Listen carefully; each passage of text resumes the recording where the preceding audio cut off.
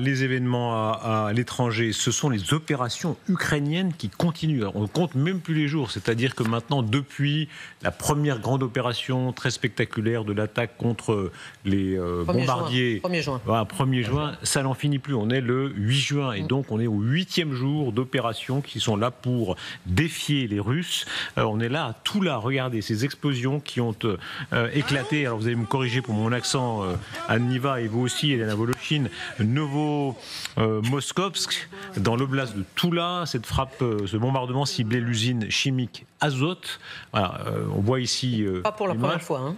Et effectivement, c'est une fois de plus une opération là qui est tout à fait audacieuse. On est quand même loin, hein. On est très loin ici de la frontière, Elena.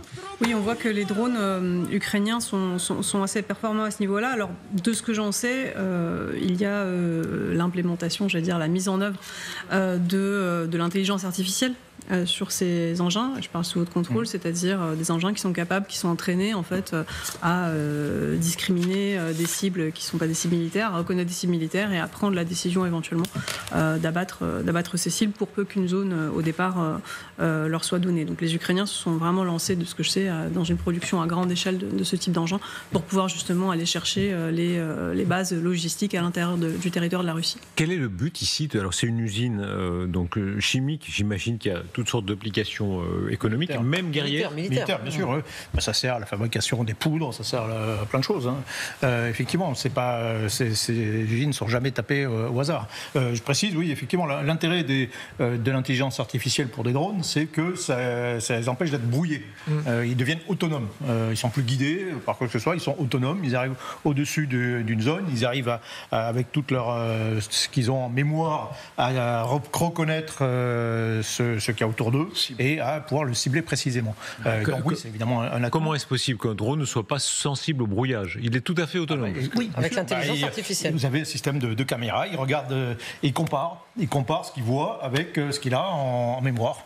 Et si ça colle, c'est la cible. Mais si je puis me permettre, Michel, je parle sous votre contrôle, justement, les drones qui fonctionnent de cette façon-là, c'est-à-dire sont plutôt côté russe, c'est plutôt l'innovation de l'intelligence artificielle. De ce point de vue-là, elle est plutôt côté russe. Les Russes ont plutôt l'avantage par rapport aux Ukrainiens. Ça dépend. Les Russes ont été surtout les premiers à utiliser la fibre optique. Oui, voilà, mais c'est pas pareil. Non, c'est pas pareil. Elena? Non, ça empêche le brouillage également. L'envoyé spécial du Monde a effectivement fait un reportage sur le côté russe et les Ukrainiens qui parlaient du côté russe, mais les Ukrainiens peut-être non, au moins communiqué là-dessus, mais ils en ont aussi, bien sûr. Tout autant dans cette technologie-là, qui en fait n'est pas du tout complexe. Enfin, d'un point de vue purement technologique, à l'ère de l'intelligence artificielle, c'est vraiment quelque chose qui est assez finalement basique. Après, derrière, c'est une question de doctrine. Est-ce que, voilà, nous en France, on est vraiment sur la doctrine aujourd'hui? Non, il faut qu'il y ait un humain dans la chaîne.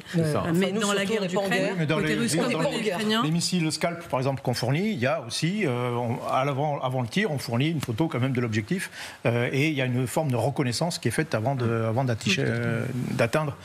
Le missile remonte un petit peu, observe ce qu'il y a autour de lui et frappe ce qui correspond à la photo, en fait.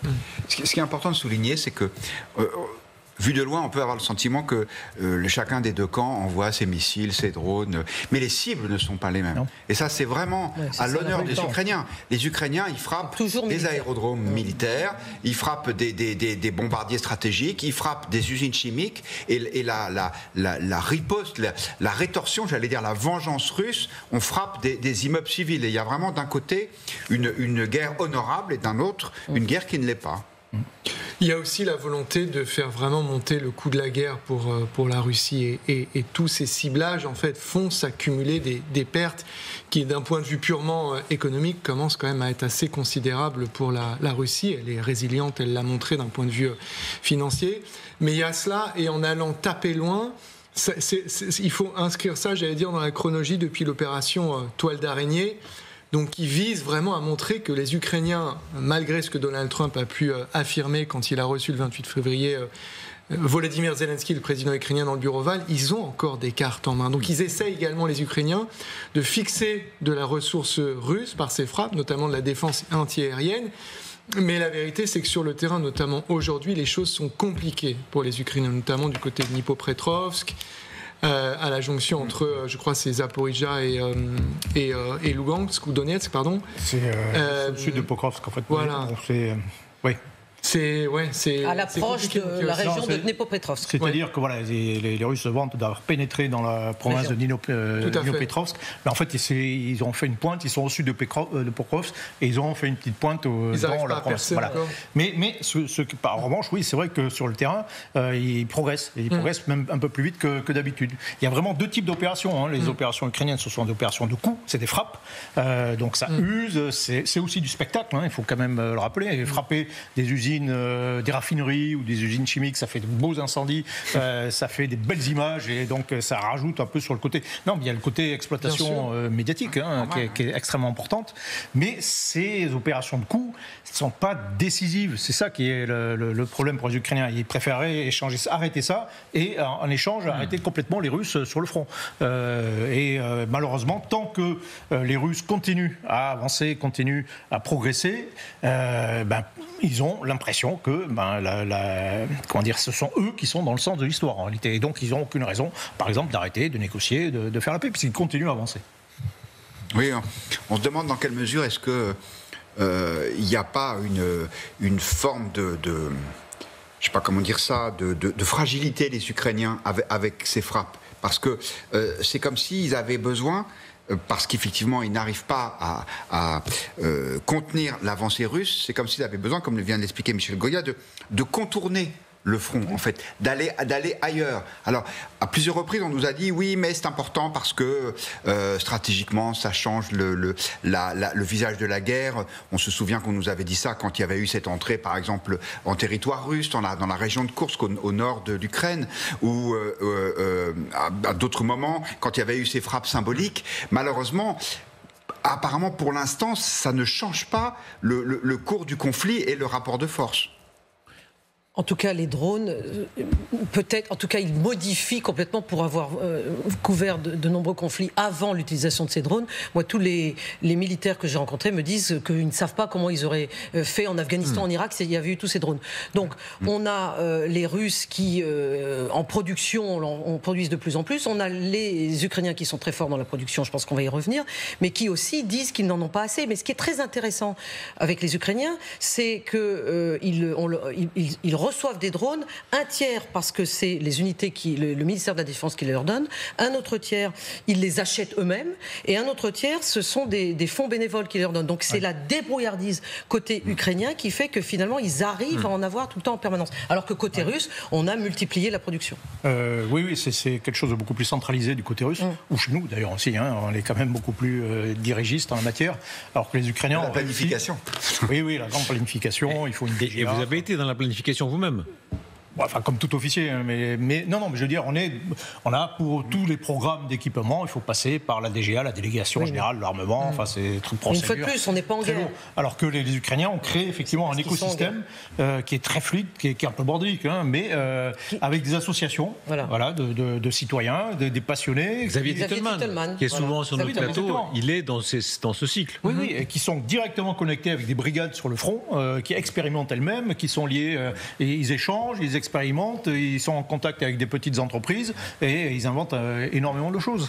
Et en fait, l'une des raisons peut-être de cette différence culturelle, c'est qu'au départ, il n'y avait pas d'armée ukrainienne, il y avait une armée soviétique. Et quand l'Ukraine a pris son indépendance en 1991, il a fallu créer quelque chose. Et il y a eu des initiatives presque privées. En fait, au début de la guerre du Donbass, il y avait des régiments qui étaient montés par des oligarques, qui les finançaient. Vous imaginez si Vincent Bolloré avait son propre régiment. C'était quasiment des milices privées. Il y aurait des guerres entre plusieurs milliardaires investisseurs, là, ce serait... mais il y en a d'autres qui fournissent des avions, c'est pas la même chose. Ça, c'est le vôtre. Darius, c'était quasiment des milices privées. D'ailleurs, Volodymyr Zelensky, très ironiquement, a posé la question il y a quelques jours, parce qu'on se souvient de la milice privée côté Wagner. Mais moi, ce qui m'a frappé en Ukraine avec le début de cette guerre, donc pas en 2014 dans le Donbass, mais à partir de février 2022, c'est à quel point toute la société ukrainienne, c'est-à-dire de façon horizontale, s'est mise à aider comme chacun pouvait, des ingénieurs, chacun y mettant du sien. Donc ça montre la flexibilité justement de l'armée ukrainienne qui a accepté cette aide extérieure. Ça c'était finalement un peu sur le tas, quoi, parce qu'ils ne pouvaient pas faire autrement, mais ils ont été ouverts. L'Ukraine a une administration qui ne fonctionne pas très bien, vous le dire. Et tout ça c'est compensé par la société civile en fait. Donc il y a effectivement tout un tissu d'associations, de gens qui compensent. Vous faites le bonheur de Guillaume Enquête, parce qu'une société où l'État est pas trop fort et puis où la société, où l'économie de marché, la société civile, l'État dysfonctionne. Il est ukrainien. Voilà, il est ukrainien. Ça s'appelle la décentralisation. Mais ce qui est fascinant, c'est que ça fonctionne aussi avec une organisation qui théoriquement est hiérarchisée par essence à l'extrême, qui est l'armée. Mais ça fonctionne parce que c'était nécessaire, parce qu'ils sont en guerre. Ouais, mais effectivement. Et nous, c'est différent parce que nous ne sommes pas en guerre. C'est vrai. Mais c'est quand même très impressionnant. Bien sûr. On peut être en guerre, extrêmement rigide aussi, mais. Oui. Enfin, je crois que ça changerait. Enfin, pardon, moi, j'ai pas envie qu'on soit en guerre, mais j'ai pas envie de tester. Mais je pense que les nouvelles guerres seront beaucoup à l'image de l'Ukraine. Cette inventivité, cette grande liberté, on la ressent aussi dans la manière dont les Ukrainiens racontent en fait la conception de l'opération Toile d'araignée. En fait, Vassil Maliouk, donc qui récupère le SBU, donc les services de sécurité intérieure, il a sollicité des personnes très jeunes qui réfléchissent très très loin des sentiers battus, qui lui ont fait plusieurs propositions et il en a retenu une. Il a gardé le secret, c'est-à-dire que dans une organisation, normalement, il faudrait plusieurs niveaux de validation, voire au niveau de la présidence. Il a dit, on y va. Il y a des personnes au sein de l'organisation auxquelles ça paraissait complètement fou, trop risqué, et ils l'ont fait avec cette insolence qui les caractérise. Ils ont tenu le secret pendant de longs mois. Exactement, avec cette insolence, cette liberté qui les caractérise, et aussi une très grande capacité de prise de risque.